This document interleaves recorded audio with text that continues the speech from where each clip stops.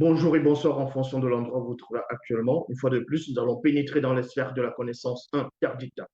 Comme vous pouvez vous constater, nous allons ici parler du véritable, la véritable parabole du semeur. Nous allons ici parler du semeur. Vous savez que quand vous tapez dans les Bibles classiques, vous parlez du semeur, d'autres vont vous représenter un personnage, ils vont dire que c'est Jésus qui est en train de s'aimer, et en même temps, sur forme parabole, sur une image en fait. Mais ici, nous allons entrer dans la seule version authentique, Kalatambale, Bible, pas d'erreur, pas de contradiction, pas de mensonge.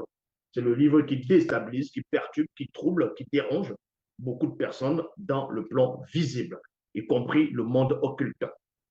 Donc, nous allons vous dévoiler dans cet enseignement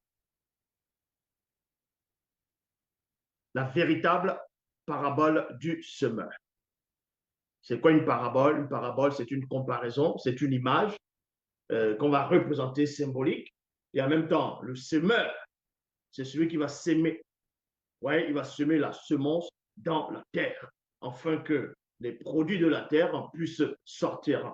Et remarquez que le titre de la vidéo, c'est semeur, avec un S majuscule, parce qu'il y a plusieurs sortes de semeurs. Il y a des semeurs ordinaires, donc on va voir peut-être dans le quotidien les personnes qui vont labourer la terre, et en même temps un semeur dans le sens prophétique et spirituel.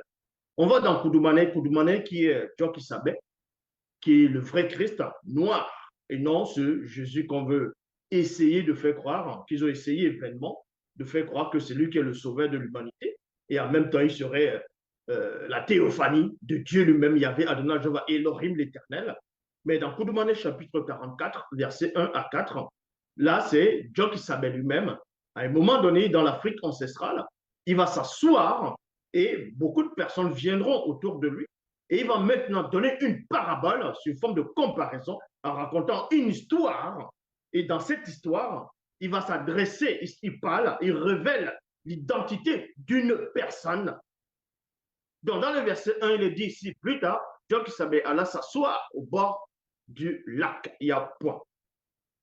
Une grande foule de non-initiés s'étant ensemblés auprès de lui, il y a virgule ici, il monta dans une grande pirogue et il s'assit.